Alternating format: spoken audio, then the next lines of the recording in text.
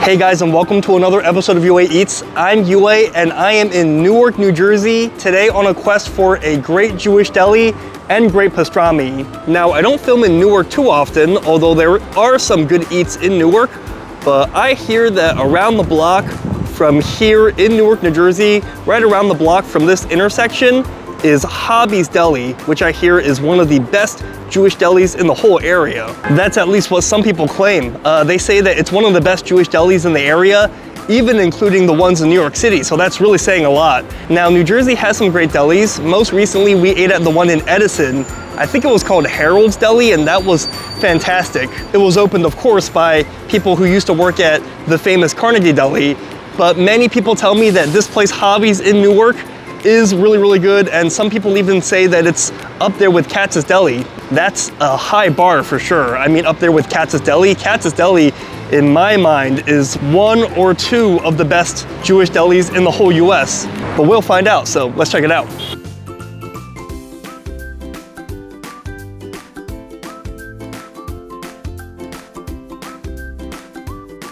All right, it looks like we found our spot, Hobby's Deli.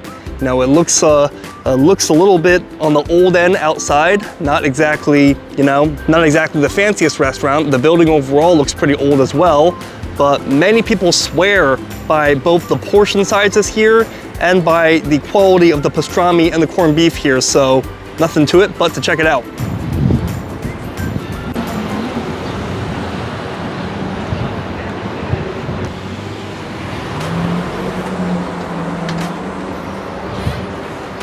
All right, guys, now we are inside Hobby's Deli.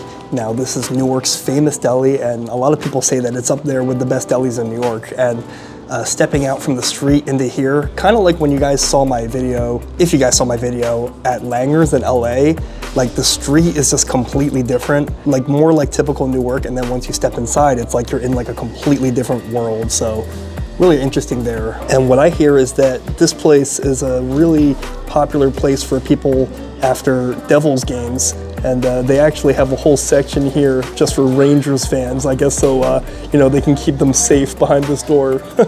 You guys may know that I'm a big NFL fan, but hockey not so much. There's only so much excitement a man can take, But yeah, it's a really old-fashioned vibe kind of place. I like it, and it may be empty now, but it is a weekday, and it's lunch during a weekday, and it's Newark, so it makes sense that it's not its peak time right now, which is good for me, easier to film. Just gonna show you guys the menu real quick. I'm gonna zoom through it because these Jewish deli menus can be quite large, so quite a large many selections. They probably have everything from like burgers to, some places even offer things like chicken pot pie. They're almost like delis slash diners in a way. We got our typical matzoh ball chicken noodle soup. Definitely got to get one of those. I'm recovering from being sick, so, few things are better for healing than matzoh ball chicken soup. And then here we got our, our sandwich section and what made them, what this place is really known for, pastrami and corned beef. And this here, we got a old world tender, pastrami, exclusive house cured. I gotta say, I like these prices, 17 bucks. These are not New York prices, these are more New Jersey prices. And then on the second page, the server, I actually asked her briefly if I could do half and half, like a corned beef and a pastrami. And she suggested getting one of these overstuffed sandwiches. She suggested a number 5, corned beef and pastrami. They're claiming that this is what made them famous. So we'll get this. With coleslaw and Russian dressing, I wonder if this is like a Reuben. I guess we'll find out. So let's order. So I'll do the chicken noodle soup with matzoh ball, smallest size. It's just one size. Oh, okay. Okay, because here it says like small, large, quart. Oh, okay, good to know. And I'll do this, what you recommended, the number 5. That's like a Reuben, pretty much? It's not a Reuben, because the Reuben is open face and it's grilled. Oh, okay. So it's like kind of in between, sort of. Yeah, well, if you want a Reuben, it's right underneath. That's okay, I'll do that. Yeah, it's what made you guys famous, according to the menu. All right, can't wait. Thank you. Okay, our matzo ball soup has arrived, and I'm digging this. chock full of veggies. Most matzo ball soups that we have are not really many veggies, you know, just like a few cliche token carrots, so to say, just thrown in there and some pieces of celery. But no, this is chock full of carrots, celery, and onion, I believe. And even this matzo ball is looking pretty generous, you know. I was kind of curious to see if this was a sinker or a swimmer or floater, but it's so big that it has no chance of floating. It can only sink, you know, sink or swim, you might say. Wondering if this is house-made stock or if it's like a powder, you know, the way the oil is floating to the top, but let's give this a try. Further our recuperation from the virus.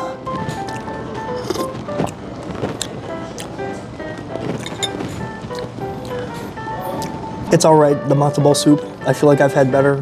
Gonna try to keep my voice down since, you know, there's not many people in the restaurant besides me, and the ones who are here are not talking much. But if I must be honest, I don't think this is real chicken stock, either being brought in outside of the restaurant or made in-house. Neither. It is just not real chicken stock. I am pretty sure this is some sort of powder, like a MSG. Like it has like a chicken flavor, but kind of like an artificial chicken flavor, like a NSG chicken flavor, not like that really satisfying, fulfilling, subtle thickness that you get from a real stock.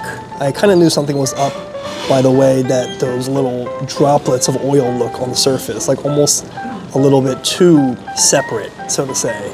But at least they are generous with their fixings, although the noodles do look a little bit on the overcooked end, and I don't like that they're all, you know, diced up like this.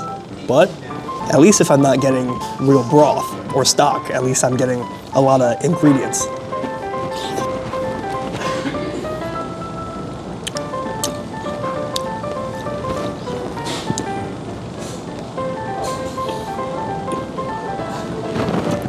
The vegetables are a little bit overly soft, I think. I think they're kind of overcooked and very mushy. Like I'll even try to show you by pushing this carrot against the side.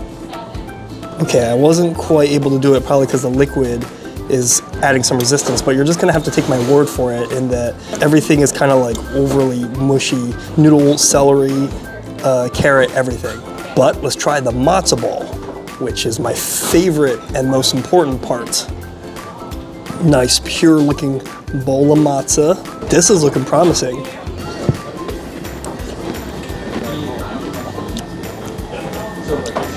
The matzo ball has good, like, texture, but I like the flavor of it. Like, it's not mealy, like it's got a good mouthful, so to say, but it's lacking a little bit in salt and pepper as well. Let's see if that helps to jazz it up. Actually, the salt helps a lot. The salt really lifts it. It was a little bland earlier, but just add your own table salt. I guess it makes sense that maybe some people might be watching their sodium intake, but if you add your own salt, pepper may be optional, but if you add your own salt, it'll really lift this matzo ball at least to the next level. Thank you. Enjoy. All right, and here is our number 5. This is our pastrami and corned beef. Actually, I believe he might have been the chef, he might have been the owner. He came by and he chatted with me for a bit. Maybe he's a fan of the channel. But he said that, you know, I actually thought that maybe one of these was gonna be a corned beef and one of these was gonna be a pastrami. But it looks like this is mostly pastrami, and then there's a layer of corned beef on top. So the top, he said, is corned beef, and the bottom is pastrami. So corned beef and pastrami in one sandwich. Interesting. And it is not a Reuben because it is not grilled, the bread. But yeah, this will be an interesting sandwich we'll be trying for the first time ever on this channel.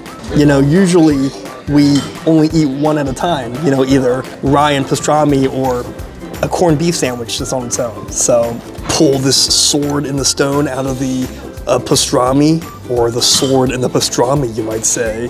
Come on, it's stuck in there real good. Aha! And when Arthur pulled the sword from the pastrami, Merlin said, "Oy vey." You know, that's how the Once and Future King went, right? But yeah, let's just try this. Wow, it is a big sandwich. I mean, just look. Like, look at the glass of water and look at the sandwich. That is a fat sandwich. My hand is almost not big enough to grab the whole thing at once, but let's try it, why don't we? Now, the coleslaw on top is quite cold. The inside is a little warm, but not piping hot like at Katz's.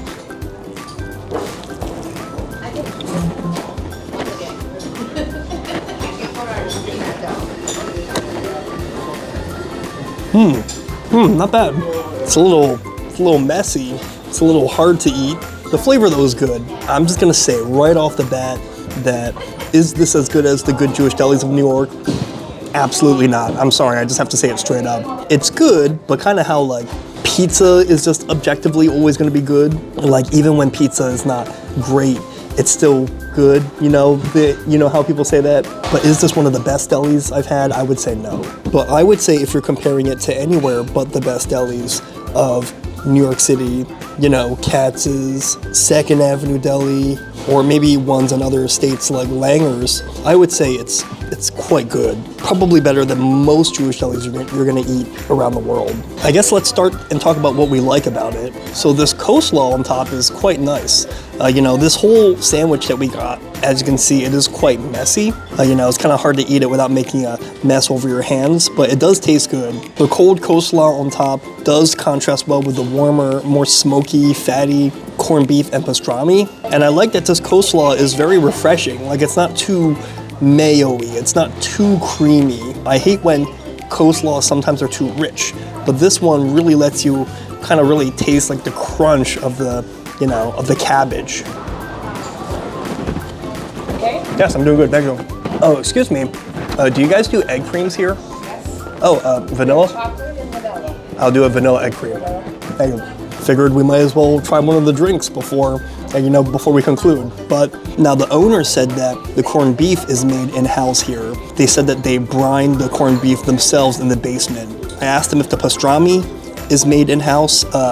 He said that it's actually smoked out of state. I think he said in the Bronx, I think that's what he said, but I could be mistaken. But I think I mostly taste the pastrami flavor, less of the corned beef flavor. Maybe it's just because the pastrami, you know, smoky flavor is more strong than the corned beef brine flavor. Let's try some of the corned beef on its own.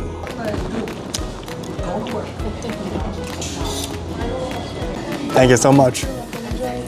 Ooh, this is our egg cream. Gotta drink this while it is fresh. This has gotta be one of the best egg creams that I've seen on this channel. Look at those bubbles receding quickly. So, let's quickly eat another bite of the corned beef. Wrap up that part of the review.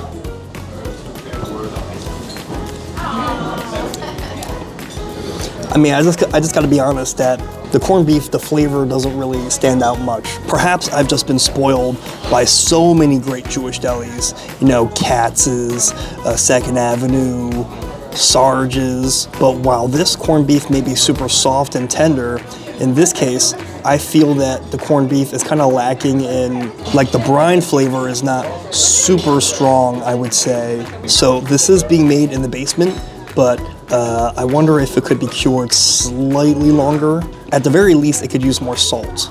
But it is super tender. I do give them that. Like, look at how easily it comes apart, you know, with almost no effort. Let's try the egg cream.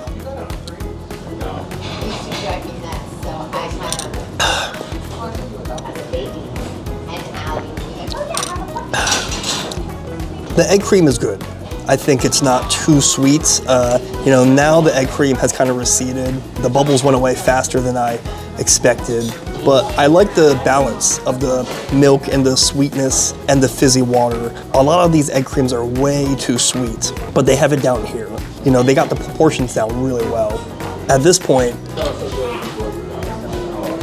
it's kind of more like a fizzy glass of like sweet milk, but that's on me. That's because I let the bubbles go away. Let's dig through and let's try some of the pastrami. Yes, let's try some of the reddish pastrami on its own. Kind of looking for some pieces of the bark, like the bark on the edges. It doesn't look like there's too much bark unless I just got unlucky with a piece that was cut with less of it. But let's try a bite of the pastrami on its own.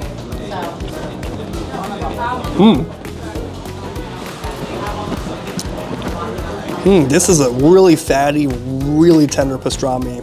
I kind of wish I just got the pastrami on its own, like I usually do.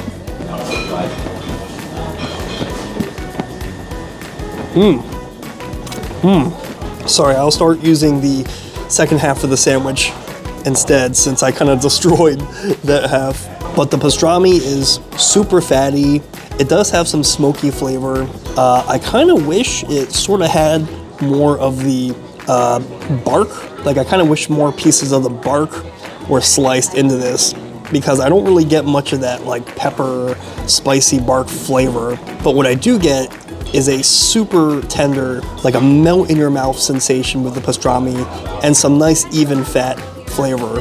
Now, it may not have the best smoky flavor out of all the pastramis I've had, but the pastrami at least is good. Whoever they have outsourced to smoke it is doing a good job. It's just, let me open this up and you'll see that, do you see any bark in there? I really don't, you know? Like, I don't really see much bark in there at all. So if they really just had some bark in there, that would have really completed the whole thing. Because of that, you feel like it's missing something. But all in all, I gotta say, good egg cream, despite my own fault letting the foam wear away as quickly as it did. The pastrami part of the sandwich is great. Corned beef, more of a miss. And besides the matzo ball itself, I would say the soup was a miss as well. But it's lunchtime, so let's knock out this number 5, why don't we? Let's step outside for some final thoughts. All right, guys, well, I just finished eating at Hobby's, and you know, I got some leftovers as well.